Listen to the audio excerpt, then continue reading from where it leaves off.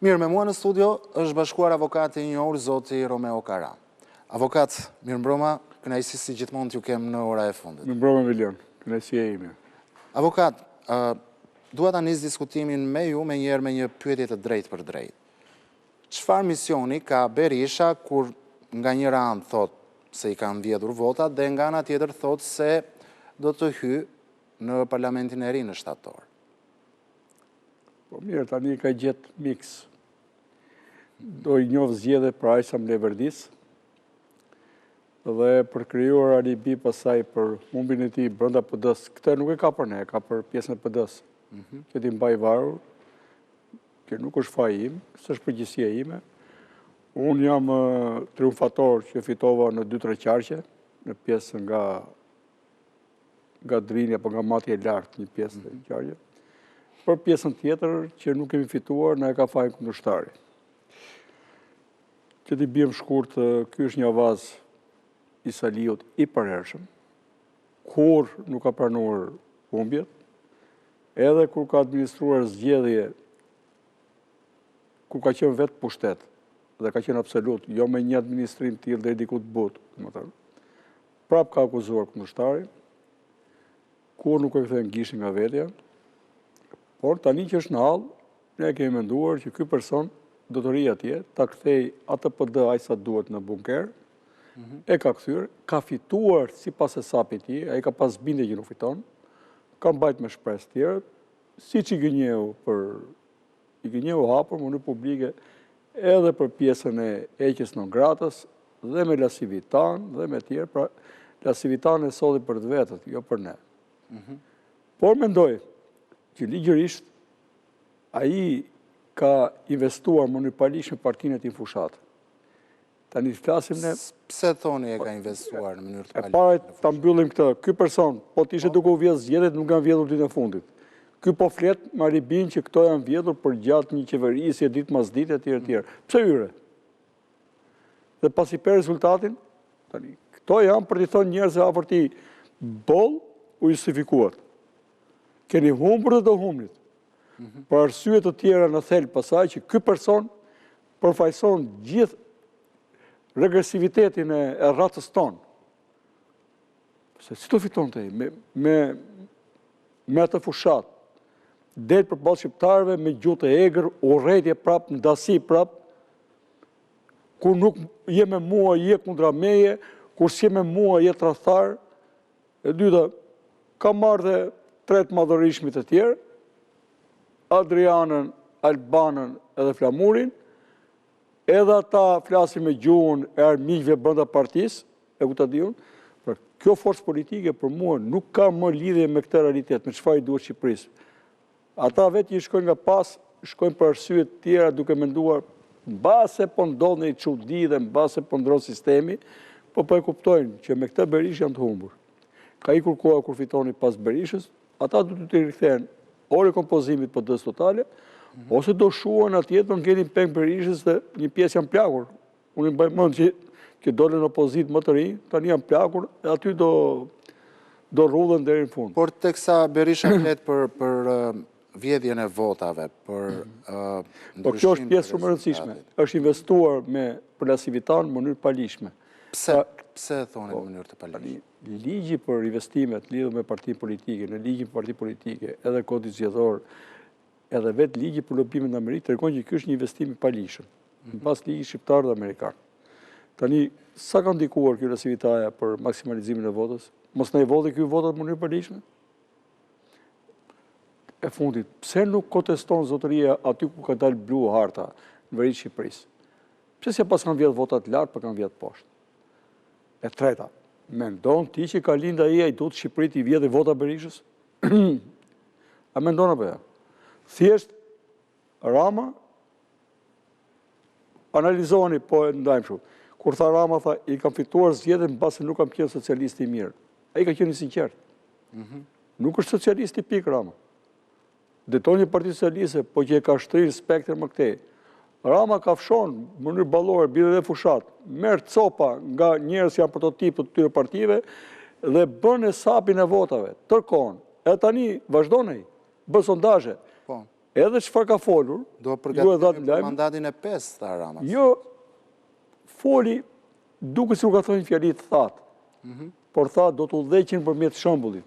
Po e bëri atë, do t'jetë e mirë atij dhe partisë tij. Po e bëri. Po se bëri, pra kur tharë përmjet shembullit ka kuptuar që duhet ndryshoj edhe vetë. Dhe po nuk vuri meritokracinë për të partisë, po vazhdoi kështu, ai e ka lexuar mirë që nuk i ka marrë sa vota. Pra, në të rast ka qenë Berisha. Ditën e sotme. Por larg qoftë se ka më Berishën nesër, çfarë do bëj Rama? Dhe Rama dobësinë e ka që vërtet forcën e ka, se ka këtë opozit arkaike dhe alergjike për një pjesë të madhe popullit shqiptar. Por nesër njerëzit treguan që kanë votuar dhe për njerëz që mbase nuk meritojnë të jetojnë në Shqipërinë. U ka parë sa njerëz që nuk dolën nga egoizmi i tyre i vogël dhe morën nga një votë 2 vota. Por nesër kur dalë një rrym tjetër, ta ke shumë vështirë Rama ta përmbaj pasaj dëshirën e popullit për ndryshim. Se pos ndryshove ti me partinë tënde në pushtet, atëherë njerëzit do kërkojnë ndryshimin jashtë, kjo është e thjeshtë. E dyta emancipimi po ecën. E treta votat e shqiptarëve jashtë do të jenë vendimtarë nesër. Nëse ata do të shtohen 300-400.000 vota, 500.000 vota tjera që unë mendoj do të jenë mbi 1 milion votat e tyre, atëherë fati i Shqipërisë nuk dihet si do jetë. Pra, mbase ai duke lexuar këtë votim, nuk e ka lexuar si një sukses absolut. Dhe i thotë tjerëve kujdesi çik, se nuk kemi votuar vetëm për hir ton, kemi votuar se është votuar dhe kundra. Prandaj nëse do të kërkoj të mbijetoj si fitimtar 1, e dyta, nëse do kërkoj të realizoj 33 kapitujt, kjo është shumë e rëndësishme, do të ndroj staf, me të staf nuk i bëndet. Por, mishë se përmëndët Ramën, avokat, kush është opozita e Ramës në këtë mandat të 4 qeverisës? Mendoni se do jetë pikërisht komuniteti politik evropian i cili u mblodh vetëm pak ditë më parë këtu në Tiranë, meqense edhe synimi i qeverisë, në fakt, është integrimi në Bashkimin Evropian. Tani, realisht, opozita, unë e shoh kur faktori i jashtëm nuk do ta zëvendësoj dhe do të bëj atë punë që bën faktori i brendshëm. Dhe për momentin nuk ka një opozitë reale. Të do ta themi. Por unë e shoh opozitën më shumë jo tek njerëzit që hyjnë karrierë, edhe hyjnë dhe falco me lëvizje qytetare, pastaj përkthehen direkte në parti politike dhe për të gjendur. Do fillojnë tani, do dalin grupe të tjera. Opozita reale do të jetë emancipimi shoqëror. Të mos e shohim njëri tjetrin si je me mua, je me kundërshtarin tim. Jo. Unë për vete jam i bindur për ato që them, ma mbyll Zoti gojën kur s'kam çfarë të them, mos flas broçkulla. Unë mendoj që duhet një ndryshim. Pra opozita reale është ajo opozitë qytetare, ai emancipimi parë. Ata njerëz që të kërkojnë dinjitet, Rama foli për drejtësi. Drejtësia është një pjesë e dinjitetit. Barazia e tjerë. Sot ta japim mbështetje për SPAK. Po kritikat tona do t'i rigjonin. Njerëzit më shkonin atje përpara SPAK-ut. Pra, kjo posuritën vlera tani, në qoftë se unë nuk kam një formim të brendshëm, të votoj si i pjekur, si shqiptar i pjekur, dhe për të interesit tim personal. Se unë kur votoj për veten time, du të votoj për fëmijët e mi, për të ardhmen e tyre, pa ardhmen e fëmijëve të mi, mund të ndarë nga ardhmen e fëmijëve tuaj. Pra, Shqipëria, sa është e ime, është dhe e jotja. Nëse ne do të votojmë duke respektuar dinjitetin, pra kjo është e para, pa dinjitet nuk ka emancipim. Kushtetuta gjermane nis në enin 1 me dinjitetin. Kushtetuta jonë, në enin 3 thotë dinjiteti është baza e këtij rendi juridik. Pra dinjitet, edhe ke minimum etik, se njerëzit mos ta kuptojnë që është kjo abstrakte. Dinjitet, drejtë të drejta barabarta, dinjitet mos kemi diskriminim, etj. Po ne që kemi parë tani, 2 partit, me njëra pushtetin, për njerëz e vetë edhe për atë gardin e vetë. Po ne tjerë që nuk e shohim vetëm këtë 2 partit, ja sa janë këto. 800.000 vota, 500.000, 1.300.000 për marrë maksimumin. Po këta shqiptarët e tjerë, ku janë këta? A do drejtojnë e njërë këta pa krijuar të tilla diskriminime që krijojnë urrëtie ndasi për gjithë popullin? Ore, morë si e morë me votë. Edhe e vota ime që nuk mu mos kem votuar fare, shqiptarit s'kem votuar fare, të ka favorizuar të shkosh atje. A dyta, a do votosh një herë dhe kundra egos tënde? A do punosh një herë kundra egos tënde? Se nuk, a do i përmbahen këto programe që kanë thënë? Po uzi çfarë programe kanë thënë? Se vajte me batuta. Pra, a do ngelet peng programi tyre, ke ajo Ministria e Drejtësisë, ke gjykatër kanë regjistruar, thot, ti, nëse nuk e zbaton programin, do të padisim të avon se vepër penale, për të marrë pushtetin me mashtërim për shkak. Pikërisht, ju flisni për emancipimin e shoqërisë, gjithashtu emancipimin e politikës. Ka dhe një emancipim tjetër, falë. Po? Nëse se gjithë kjo lojë bëhet që pytur për Berishën, Berisha të mos japi dorëheqjen. Tani e dini ju që gjykata ka drejt. Jo, gjykata ka drejt. Ai se jep dorëheqjen se krijon këtë fabulën, pavarësisht që ka të trash. Po i ka edhe urdhëron një pjesë, e kupton dhe noka, sado që nuk ka nivelin logjik për të mbushur mendjen e. Dorëheqjen ka thënë noka, pasi ai që kërkon dorëheqjen time. Emilian, nëse ti nuk zbaton statutin e partisë, do të ndërhyjë Ministria e Drejtësisë, Komision Qendror i Zgjedhjeve dhe gjykata. Se ato parti që mund t'ja shlishme, ku nuk... Pra po thoni që në qoftë se Berisha nuk respekton Nenin Basha, të cilën e ka miratuar vetë, duhet të ndërhyjë drejtësia për këtë çështje? Po patjetër. Ai edhe kur mori partinë e mori kundërshtim me statutin. Pavarësisht që mund të ketë shumicën. Basha ka pezulluar në zbatim të statutit. Ky duhet ta apelonte. Ka strukturën parti. Ky i thras tani gjithë unë se për mua funksionon ndryshe. Është e shkruar në ligj kjo avokat që duhet të ndërhyjë gjykatë? Patjetër, një parti që nuk zbaton statutin e vet është parti jashtëligjshme, por nuk kemi mësuar ne që të supervizohet punën e tyre. E dyta, ku do shkojë ky tani? Me këtë 2 muaj pas zgjedhjeve do deklarohen të ardhurat që ka investuar për Lasivitan. E s'është vetëm një kontratë. Ne dim një, në dijenin time thuhet që janë 3, por më thonë që mund të dalin më shumë se 10 milion dollar. Ku do shkoj? Si do të justifikojtë? Kuptoni që ai ka probleme. Kontrata e tretë, se ne dim që ka kontratë me Laçivitën e cila ende nuk është. Kam qenë në një mision që u përmendën, po më nuk i thon. Nuk i thon. E treta? Pra këta, po nuk e di më ti Emilian se me çfarë tani kur duan të hedhin shumë para e ndajnë. Po siç ke këto hajdutët shqiptar për shembull. Dejnë 8 milion lekë vjetra është bërë e vogël. Tani ai ta ndaj mos bie në sy. Është i njëjti zë, e ndajnë 4-5 zëra ato dhe mund të jetë 80 milion lekë, i ndajnë 10 zëra edhe për të vjedhur në mënyrë direkte me blerje të vogla.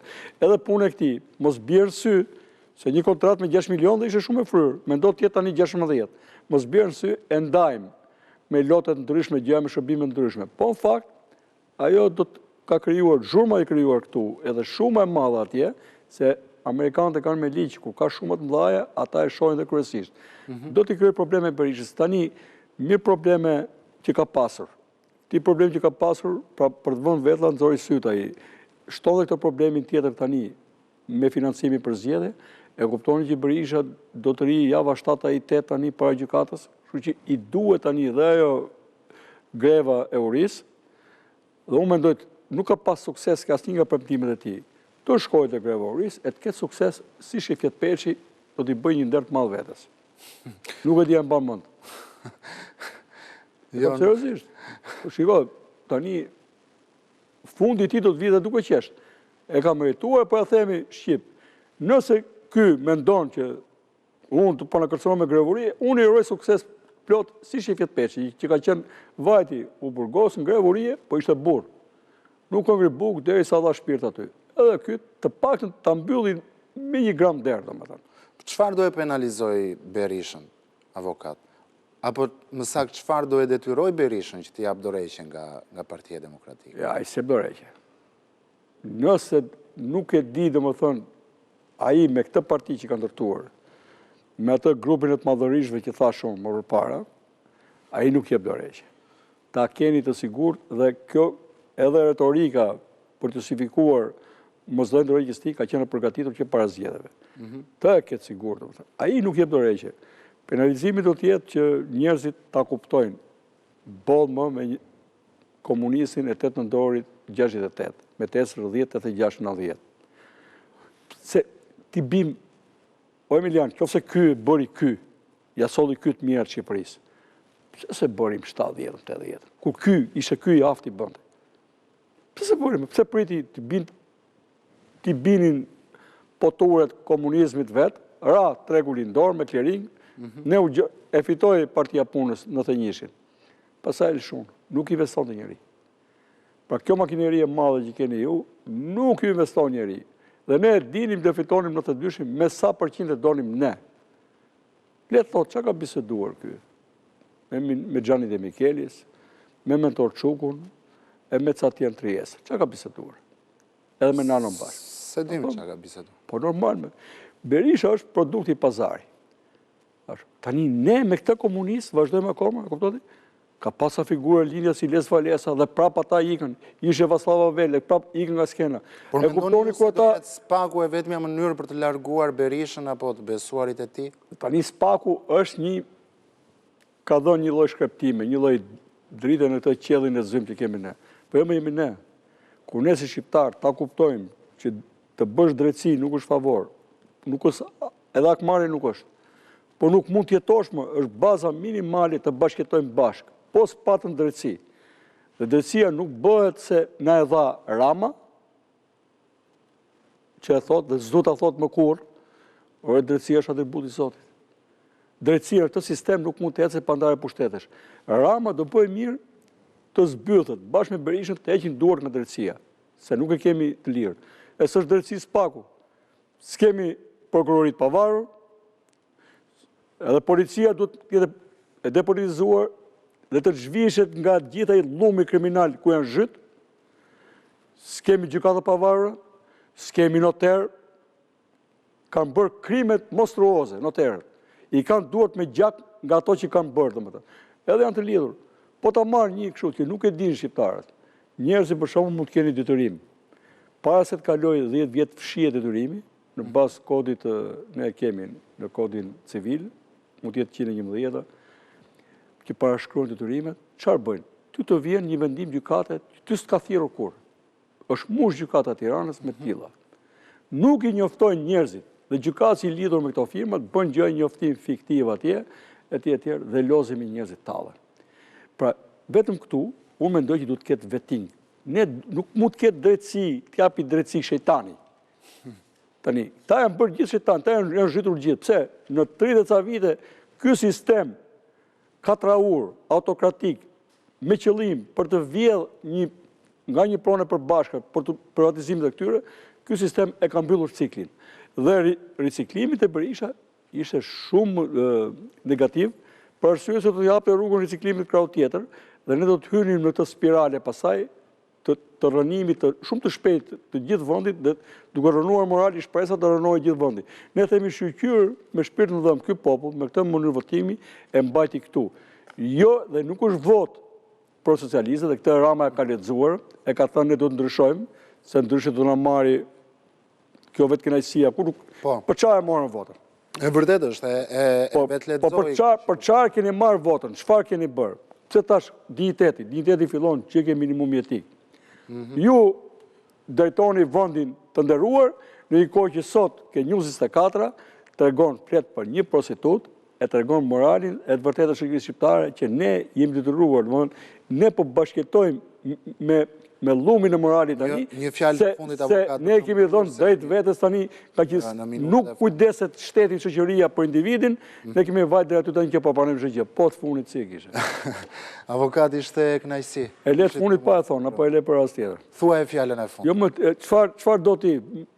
Për çfarë do ta them fjalën? Pyetja e fundit, kush ishte që se the? Jo, s'kam pyetje të fundit, unë i mbarova pyetjet e gjitha, prisja nga ju për të. Jo, s'kam marrë me pyetje me vete, edhe me përgjigje. Atëherë kemi ardhur. Unë përgjigjem, nëse do të vazhdojmë prapë, vazhdojmë. Kemi ardhur në fund të orës së fundit. E di se i fillon pak më vonë. Faleminderit avokat, ishte kënaqësi që ishit me mua në program. Mirë,